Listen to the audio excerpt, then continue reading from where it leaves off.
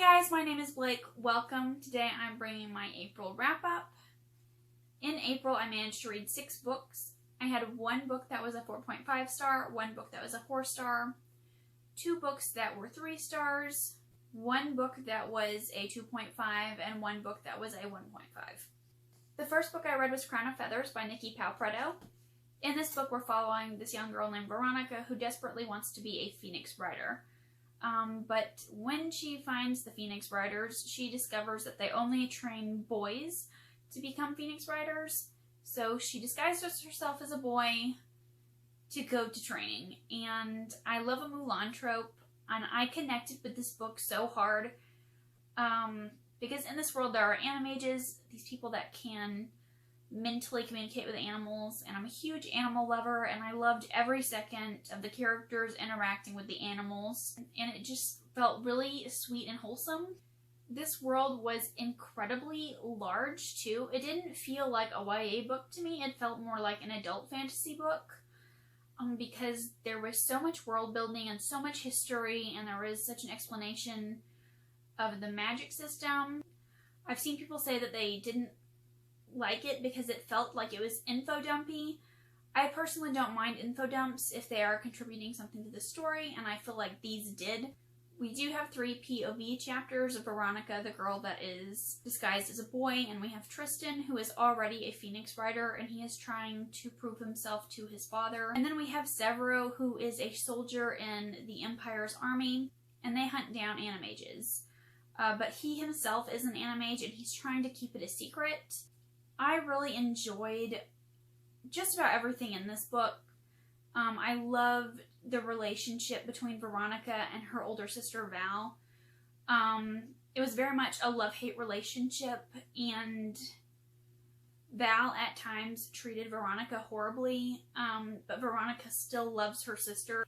And I really liked that dynamic. I think that Val was the most interesting character.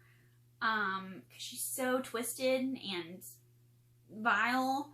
I really wanted her to have a POV chapter, and I hope that maybe later on we'll get to know more about her. And I love the relationship between Veronica and Tristan as they become enemies and then they become unlikely friends. I really just love that trope of enemies to friends or enemies to lovers or anything like that. The only complaint I have is regarding Severo, the third point of view character. I feel like his chapters is dragged, especially at the beginning. I didn't see what his chapters were contributing to the story. They felt kind of random, and they didn't carry the same weight, I feel, as Veronica and Tristan's chapters did.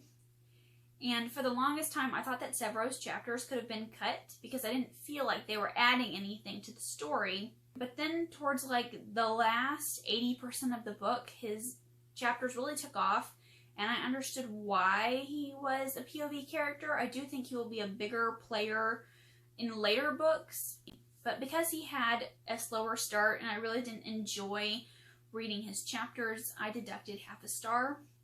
But in that last little quarter there, I really appreciated his character. Up next, I read the original Grisha trilogy by Leigh Bardugo. The first one being Shadow and Bone, which I gave 3 stars. Siege and Storm, which I gave 4 stars. And Ruin and Rising, which I gave 3 stars. I don't think that these books need any introduction. They are very popular here in the book community. And of course the TV show just came out, and I really wanted to read them for the TV show. And I won't be going in too much into my thoughts because I do plan on doing individual reviews and discussions for each book.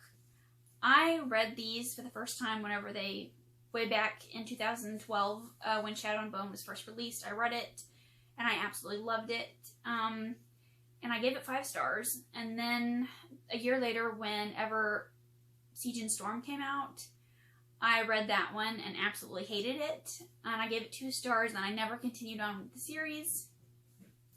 Upon my reread, my thoughts were completely different. So I ended up giving Shadow and Bone a 3 star, and I ended up giving Siege and Storm a 4 star. I did end up really enjoying everything that was in the series. I did have a couple of complaints. I had some issues with the pacing and the characters. Some of them I wasn't crazy about, particularly Alina and Mal. I didn't think that they were very good characters, and I didn't feel like they were very memorable. However, I really loved the world. I also felt like the world building was lacking, but I think that the author is really great at writing atmosphere, and I think the world that she created was interesting. I just wanted more of it. I especially loved the magic with the different orders, but we'd never really go into great depth. My favorite characters are the Darkling, Nikolai, Jinya, David, and Bagra. The Queen of Swords by R.S. Belcher.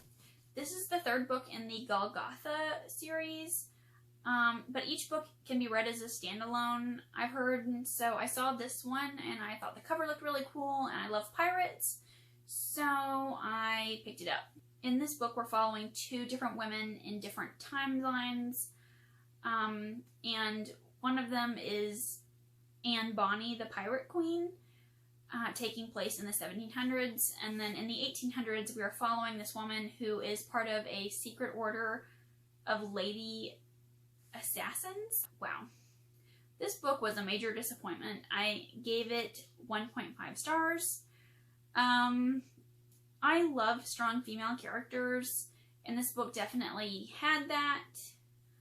But as far as everything else, it was a jumbled up mess. I really can't even describe the plot of this book to you because it was kind of all over the place. So we have some mythology elements and some magical elements. We have a cult-like group and an opposing cult-like group. We have a kidnapping, we have a mystery, some courtroom drama, we have some steampunk elements, and there were some western elements. It was just a jumbled up mess. I really don't know what else to describe it as.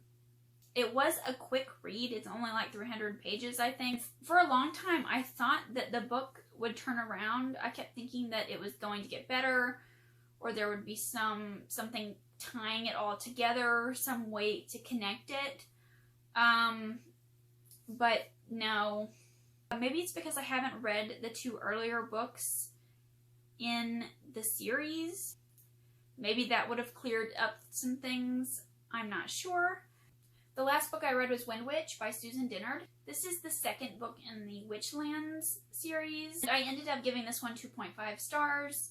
This is another unpopular opinion of mine. A lot of people on Goodreads really enjoyed this one, and a lot of people liked it better than the first one. I did not. This book dragged so much.